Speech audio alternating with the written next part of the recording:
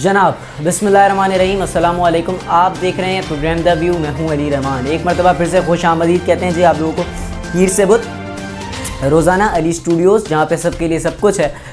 उसी चैनल के ऊपर यूट्यूब और फेसबुक पे आप देखते हैं रोज़ाना शाम 6 से 8 के दरमियान द व्यू पीर से बुध, रोज़ाना नहीं पीर से बुध आप देखते हैं। और आज इस पीर भी आपकी खिदमत में हाजिर हैं। आज एक बहुत ही अहम टॉपिक लेकर आपकी खिदमत में हाजिर हुए हैं। करंट अफेयर में ये टॉपिक शायद इस वक्त सबसे ज़्यादा अहम टॉपिक है हम सब के नज़रियाती ज़िंदगी में। कहीं ना कहीं देखें, हर चीज़ को हम लोग शुरू में बहुत ईजी टू हैंडल ले रहे होते हैं, लेकिन वो बाद में बहुत हाई मेंटेनेंस हमारे ऊपर साबित हो जाती है। और यही एक हकीकत है। शुरू में हम लोग जब एफएक्स ख़रीदने के लिए जाते हैं, ये शायद हम लोगों की कौम का एक मसला है। जब एफएक्स ख़रीदने के लिए जाते हैं तो हम ये सोच कर जाते हैं सस्ती गाड़ी है, मिल जाएगी। बाद में मिल तो वो सस्ते में जाती है, लेकिन बाद में वो करते कराते आपको फॉर्च्यूनर से ऊपर का ही रेवेन्यू हाथ में पकड़ा देती है जब आप उस पर काम कराना शुरू करते हैं और काम करना शुरू करते हैं। तो यही हमारा मसला है। हर मामले को, हर मुश्किल को, पता नहीं मैंने मिसाल ठीक दी है या नहीं, लेकिन हर मुश्किल को हम लोग बहुत ही लो मेंटेनेंस समझ रहे होते हैं। जब वो बाद में हमला आवर होती है तो वो बहुत ही हाई मेंटेनेंस होकर सामने आती है, और फिर हमारे पास उस बिल को भरने के लिए शायद पैसे नहीं होते या शायद इतनी हिम्मत नहीं होती चुकाने के लिए उस मसले में।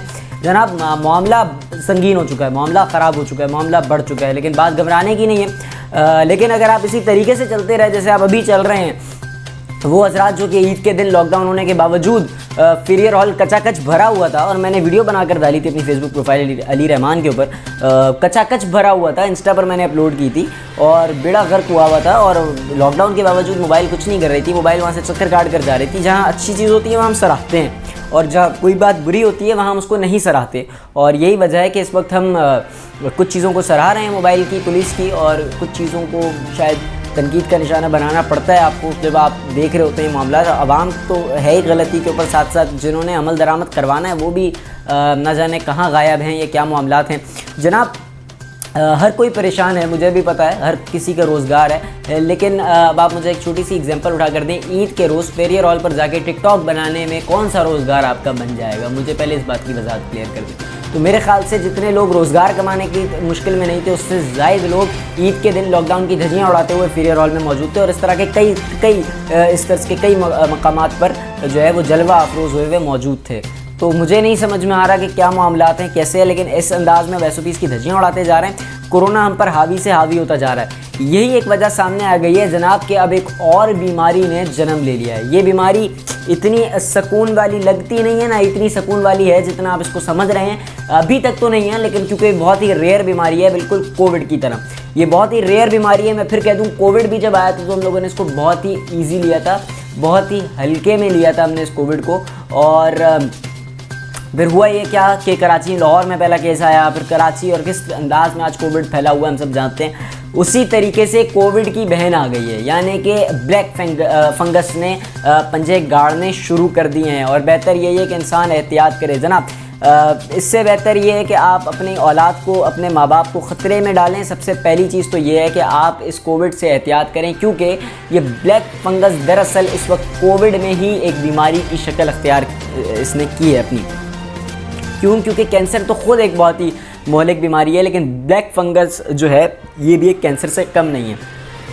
मामला क्या है मैं अभी आपको बता देता हूँ थोड़ा सा। जिन लोगों का इम्यूनिटी सिस्टम कमज़ोर है, यानी कि क़ुव्वत मुदाफ़ियत जिन लोगों की सही नहीं है, कमज़ोर है, वो उनके लिए बहुत ख़तरनाक साबित हो रहा है ये वायरस। और ऐसा नहीं है कि वायरस अभी तक सिर्फ किसी फ़ॉरेन कंट्री में देखा गया है, बल्कि इस वायरस से पाकिस्तान भर में अब तक 5 से ज़ायद केसेस रिपोर्ट हो चुके हैं, जिसमें से बेशतर यानी 5 में से 4 लोगों की अमवात वाक़ई हो चुकी है। अब 5 से ज़्यादा केसेस रिपोर्ट हो चुके हैं और मज़ीद हो रहे हैं।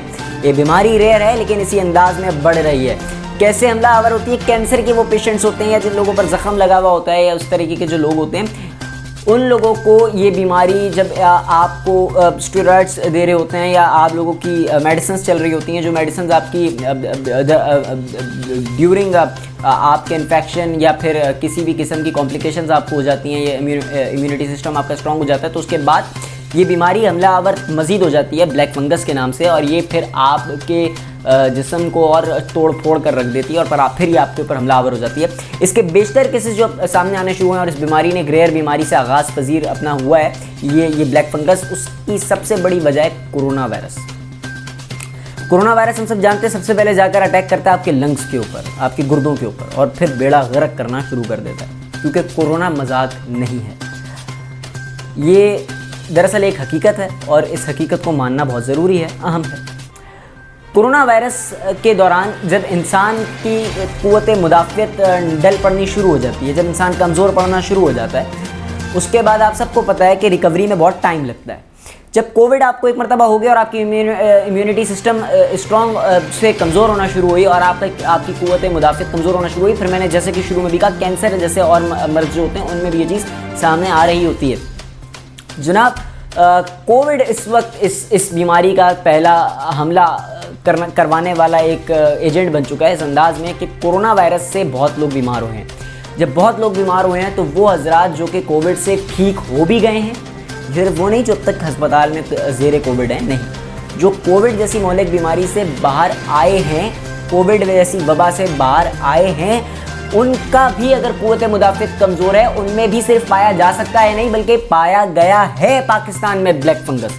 और जो लोग इस वक्त ज़ेरे कोविड हैं उनमें भी इस वक्त ब्लैक फंगस तशख़ीस पा चुका है। बल्कि बहुत ही ताज्जुब की बात यह है कि जनाब ना सिर्फ ये बल्कि भारत में भी इसके केसेस शुरू हो चुके हैं। भारत ने पहले कोविड ने और अभी भी स्टिल कोविड ने क्या भारत में तूफ़ान मचाया, फिर तुक्ताए तूफ़ान ने क्या तूफ़ान मचाया, और फिर अब ब्लैक फंगस ने भी अच्छा खासा तूफ़ान मचा दिया। और इस वक्त पाकिस्तान में 5 से ज़ायद केसेस सामने आ चुके हैं ब्लैक फंगस के अक्सर व बेशतर पेशेंट इस वक्त पाकिस्तान में भी इस दुनिया फ़ानी से कूच कर चुके हैं, इस दुनिया फ़ानी से जा चुके हैं। ये बहुत ही तल्ख हकीकत है, मगर ये सच है कि ब्लैक फंगस ने पंजे गाड़ने शुरू कर दिए।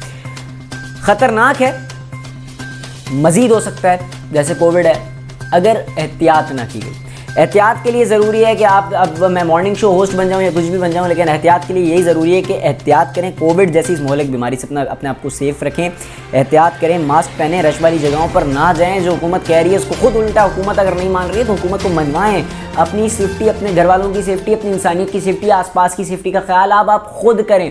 और दूसरी बात, जो लोग सेहतयाब हैं, नहीं है, जो भी है, वो अपनी डाइट का बेहतर ख्याल रखें। याद रहे चाहे कुछ भी हो, ये कैंसर जैसे मैंने शुरू में कहा, इस तरह के पेशेंट्स के ऊपर भी हमलावर होता है, इन्फेक्शन है। आपकी क़ुव्वत मुदाफ़ियत अगर कमज़ोर है तो ये इस वायरस से फिर अल्लाह महफूज रखे। ये वायरस हमलावर हो रहा है, मज़ीद पावर ले रहा है, क्योंकि ड्यूरिंग कोविड बहुत ज़्यादा पावरफुल हो रहा है। इसलिए दुआ भी करें, साथ साथ एहतियात भी करें, और बहुत ज़रूरी कोविड से एहतियात, और साथ साथ अपनी डाइट तमाम तर लोग बहुत अच्छी लें। कोई भी मामला है, डाइट अच्छी रखें।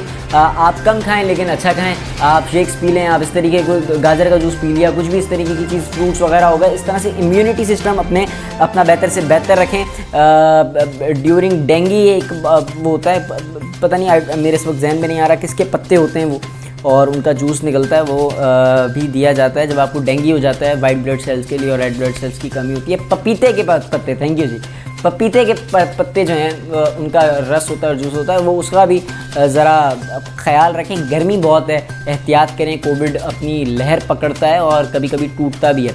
जनाब, ये तो हो गया ब्लैक फंगस, लेकिन सिर्फ बात यहाँ तक आकर ढल नहीं होती है। एक सवाल ही आता है कि क्या ब्लैक फंगस का कोई इलाज है? तो मैं आपको बता दूँ, ये बीमारी बहुत रेयर है और ब्लैक फंगस का कोई इलाज नहीं है।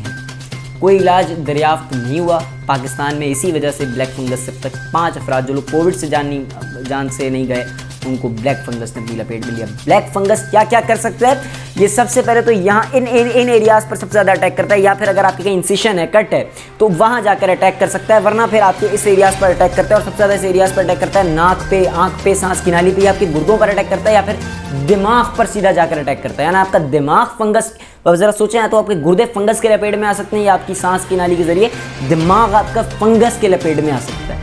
अल्लाह ताला रहम करे, अल्लाह ना करे, लेकिन एक एग्जाम्पल है कि हमारे दिमाग तक भी ये बीमारी जा सकती है, और ये जाती सबसे ज़्यादा दिमाग पर है, और दिमाग पर असर करने के बाद ये बीमारी इंसान को मेक लाइफ डेथ कर देती है। जाहिर है एक मामला चल रहा है। और जनाब, एक सबसे अहम बात मैं आप लोगों को बता दूँ, ये वायरस इंसिशन के थ्रू जाएगा, कहीं पे भी जाएगा, ये इसका एक इलाज हो सकता है कि जिस एरिया पर ये वायरस अफेक्ट करता है, उस एरिया को, उस जगह को जहाँ वो, अब आप आसान लफ्ज़ों में कहें तो गल सड़ जाती है वो जगह जब ये जाता है और दिमाग पर जाएगा या आँख पे जाएगा, और उस जगह को फिर निकाला जाता है, डॉक्टर्स निकालते हैं, उसमें भी बचने के चांसेस कम होते हैं, लेकिन अगर निकाल दें, इस वायरस ने लोगों की आंखें उनसे छीन ली।